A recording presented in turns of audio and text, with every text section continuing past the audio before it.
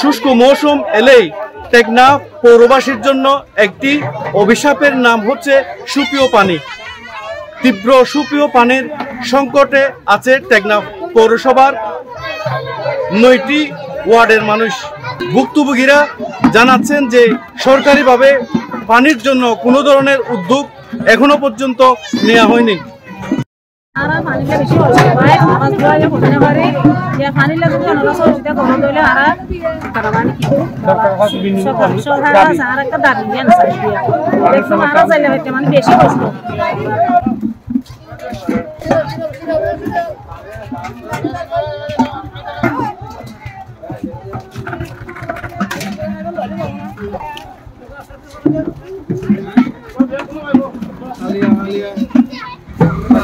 আমরা পানির সমস্যায় আছি, কিন্তু আমাদের রান্না করতে এবং গোসল করতে এবং খাওয়ার জন্য এই সমস্যা নিয়ে ভুক্তভোগী। আমরা পানির জন্য পানি নিয়ে বেশি সমস্যায় আছে।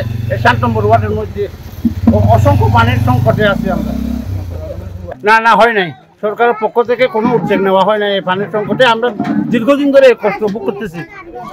যে দৃশ্যটি দেখতে পাচ্ছেন, এটি হচ্ছে বাংলাদেশের সর্বশেষ সীমানার পর্যটন নগরী টেকনাফ পৌরসভার 7 নম্বর ওয়ার্ডে। পানি বিশেষ অভিযান পাইলে পানি আম খাইলে আর বেগুন তো সুবিধা, মানে আর কিছু না লাগে না, আর তো পানি আন সুবিধা চাইতে আর কি।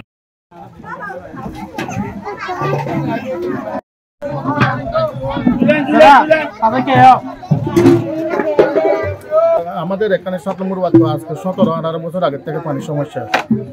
আজকে হাজার বার দিচ্ছি, কোনো কথা শুনে না। আজকে যাবত 1 মাস আগে একমাত্র আব্দুর রহমান আলী আহমেদ চেয়ারম্যান আব্দুল্লাহ ভাই ছোট ভাই আব্দুর রহমানের নেতৃত্বে আজকে যাবত 1 মাস পর্যন্ত আমরা পৌরসভার মধ্যে আমরা পানি পাচ্ছি।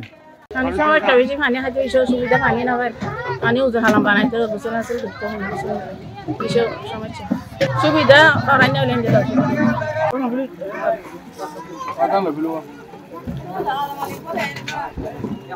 আমি এখানে ট্যুরে এসেছি, তো এদিকে ঘুরতে আসলাম।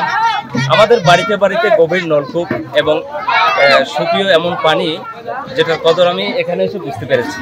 এখানের মানুষ একটু সুপেয় খাবারের পানির জন্য যে এত হাহাকার, এটা আমি এখানে না আসলে আমি বুঝতে পারতাম না। দৈনন্দিন জীবনে পানির গুরুত্ব অপরিসীম।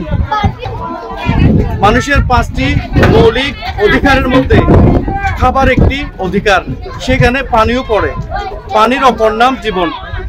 দীর্ঘদিনের যে টেকনাফ পৌরসভার পানির হাহাকার আপনারা পিছনে দেখতে পাচ্ছেন, সরকারিভাবে কোনো ধরনের উদ্যোগ গ্রহণ করা হয়নি বলে জনগণ জানাচ্ছেন। তারা দাবি করছেন যে সরকারিভাবে তাদেরকে অন্তত সুপেয় পানির ব্যবস্থা করে দেওয়ার জন্য। এতক্ষণ জানাচ্ছিলাম বাংলাদেশের শেষ ভূখণ্ডের টেকনাফ পৌরসভার 7 নম্বর ওয়ার্ড থেকে মিজানুর রহমান মিজান, রূপালী, বাংলাদেশ।